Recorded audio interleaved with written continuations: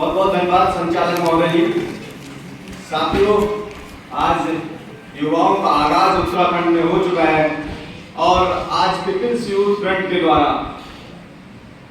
लोकतांत्रिक युवा सम्मेलन का जो प्रोग्राम रखा गया है साथियों, हमारे कुछ साथी सबसे पहले यहाँ यूथ बैठे हुए हैं, तो एक जोरदार नारा हो जाना चाहिए जिससे एहसास हो और उत्तराखंड के वो ब्राह्मणवादी लोगों को, ब्राह्मणवादी पार्टियों को पता चल जाना चाहिए कि उत्तराखंड का युद्ध जाग चुका है।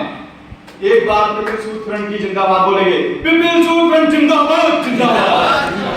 पीपल्स यूथ फ्रंट जिंदाबाद, जिंदाबाद। साथियों, जय भीम, जय मूलनिवासी। साथियों, आज हमारे कुछ युवा आए हुए हैं और वो देख रहे हैं कि बहुत सारे कम लोग हमारे बीच में आए हुए हैं। सबसे पहला कारण तो मौसम और दूसरा कारण कभी भी मैं आपको बता दूं, बाबा साहब का आप लोगों को देख तो ये बाबा साहब का वॉल्यूम 40 का एक मुझे उनका कोटेशन याद आ रही है कि किसी संगठन की ताकत उसकी संख्या पर निर्भर नहीं करती है।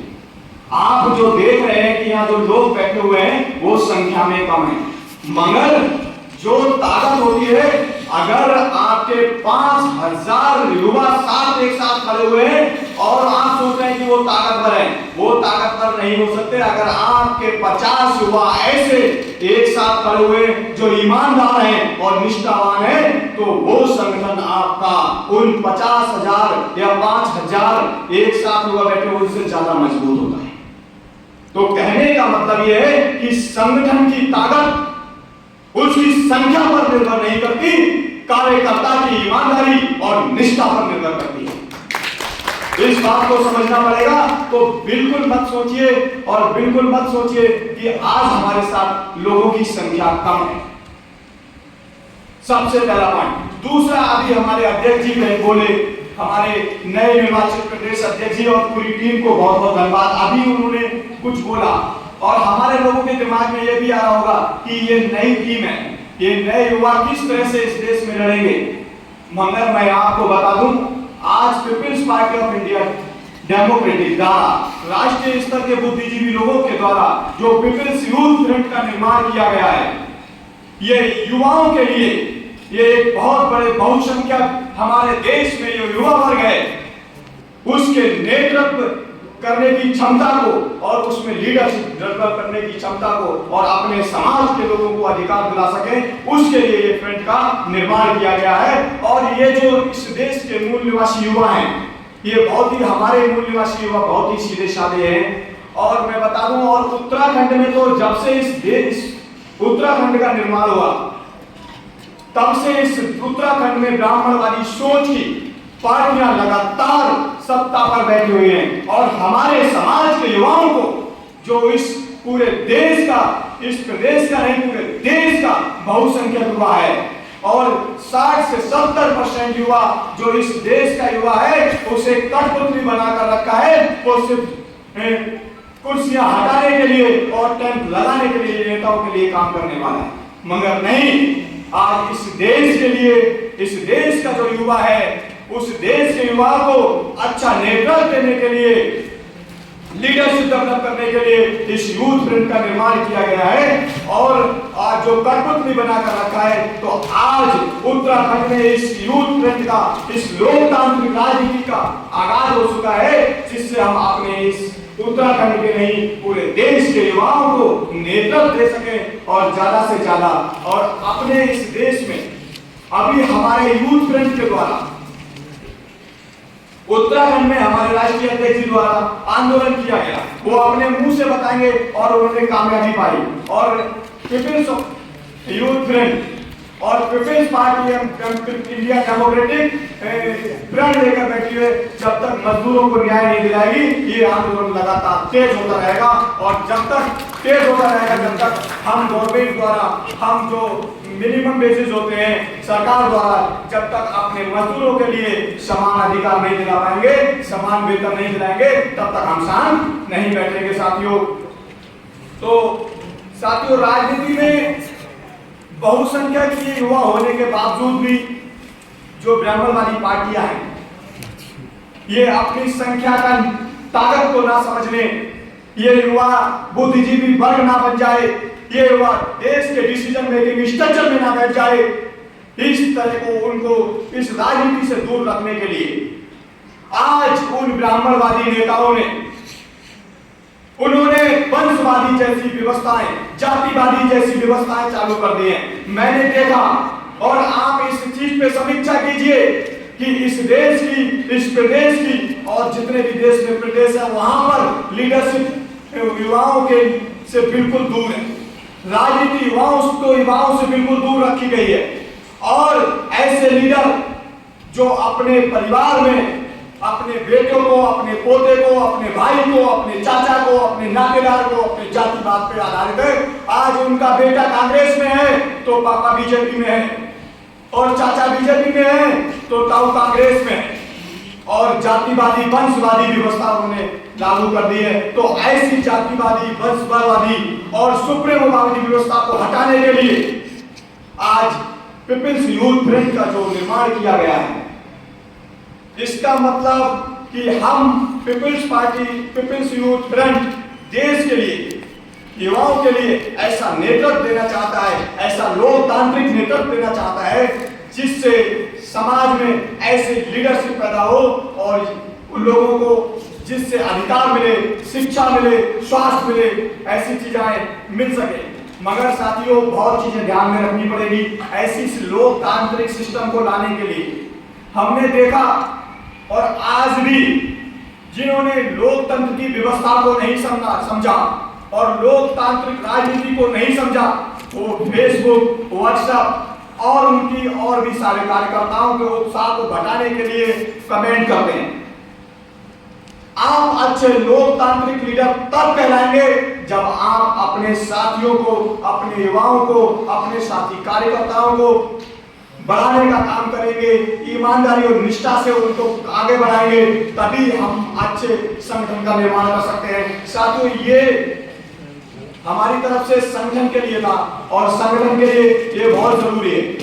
तो साथियों, ये लोकतांत्रिक यूथ फ्रंट देश में, पूरे देश में इस तरह के लोकतांत्रिक युवा सम्मेलन का आयोजन किया जा रहा है, जिससे इस लोकतंत्र पूरे भारत में इसके कमेटियां बनाई जा रही हैं। तो मेरा उत्तराखंड की कमेटी को फिर से धन्यवाद, और हम आपके साथ खड़े हुए हैं जिससे इस उत्तराखंड में भी युवाओं की भागीदारी हो, डिसीजन मेकिंग स्ट्रक्चर में पहुंच बैठे और मजदूरों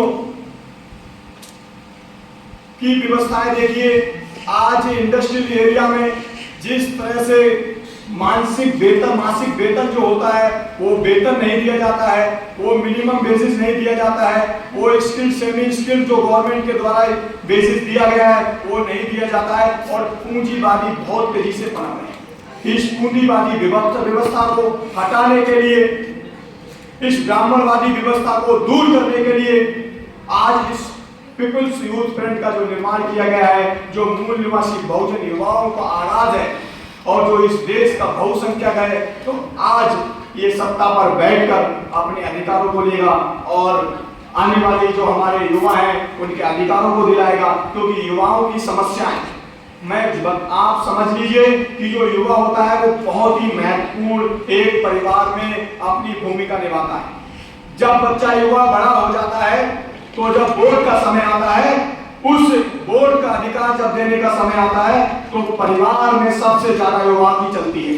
तो युवा जब बालिग हो जाता है, 18 साल से ज्यादा हो जाता है, वोट डालने का अधिकार रहता है, तब वो अपना नेतृत्व, अपना जनप्रतिनिधि तैयार करता है और वहां वोट देता है। मगर ऐसी ब्राह्मणवादी पार्टियों ने जो एक साथ एक ही सिक्के के दो पहलू हैं, आज देखिए बलात्कार जैसी व्यवस्थाएं और इस तरह की व्यवस्थाएं लगातार बढ़ रही है और वो हमारे युवाओं को नशे की तरफ ले जा रहे हैं और ब्राह्मणवादी व्यवस्था की तरफ हमारे युवाओं को हैक कर लिया है। तो हमें उस भंवर से अपने इस देश के युवाओं को बाहर निकालना है, जिससे हम समतामूलक समाज की स्थापना कर सके, उन लोगों के अधिकार को दिला सके। तो आज जो इतना इंपॉर्टेंट जो युवा, जो इतनी बड़ी ताकत है इस वोट के, वो जो वोट का अधिकार है, जो मताधिकार होता है, उसमें भूमिका रखता है जब वो घर में जाकर कहता है कि हमें इसको वोट देना है, तो परिवार माता पिता उसके फैसले को नहीं टालते और उसके साथ चलते हैं। उसकी मां नहीं टालती, उसकी बहन नहीं टालती। क्यों? क्योंकि अब वो घर का फैसला ले सकता है और अपने परिवार को, अगर जब शादी हो जाती तो पूरे परिवार को, पूरे बच्चों को, पूरे घर को अपने कंधों पर चलाता है। मगर आज उसी युवा को उन्होंने विकलांग कर दिया, आज उसी युवा का उन्होंने रोजगार छीन लिया है, आज उसी युवा को अच्छी स्वास्थ्य व्यवस्थाएं नहीं मिल रही हैं, आज उसी शिक्षा को बर्बाद किया जा रहा है। इससे ज्यादा अच्छा कोई नहीं समझ सकता जितना अच्छा युवा इस देश का समझ सकता है।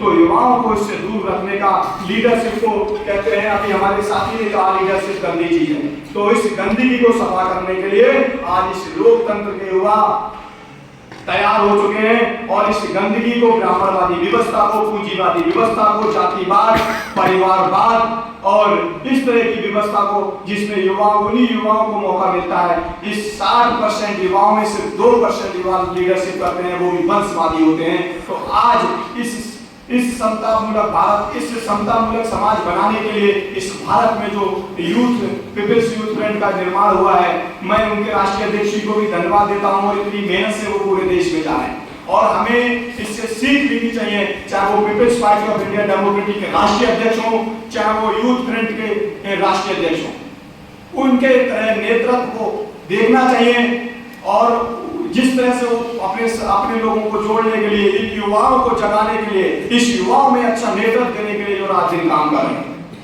हमारे people's party of India democratic के राष्ट्रीय अध्यक्ष 60 साल से अधिक उम्र के हैं, मगर फिर भी हमने देखा जब हम पहाड़ पे चुनाव लड़ाने गए तो हमने देखा हमारे साथ पहाड़ों पर चढ़े। ये समाज की चिंता, ये एक व्यक्ति की उनकी लड़ाई नहीं, ये पूरे समाज की लड़ाई है, ये समतामूलक समाज बनाने की लड़ाई है और हमें खुशी होनी चाहिए। ये एक हर्ष का विषय है कि हमारे पीपल्स यूथ फ्रंट के भी राष्ट्रीय अध्यक्ष उत्तराखंड से हैं और people's party of India democratic के राष्ट्रीय अध्यक्ष भी उत्तराखंड से ही हैं।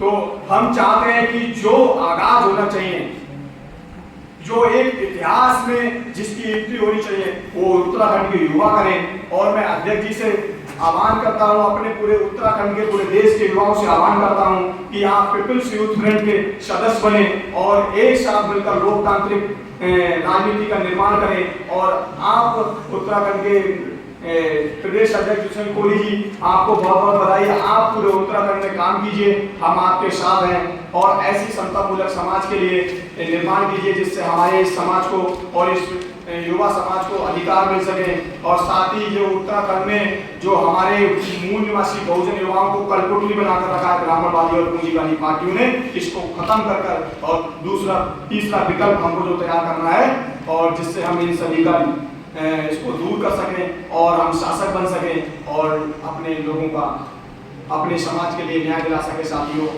इन्हीं बातों के साथ मैं अपनी वाणी को विराम दूंगा।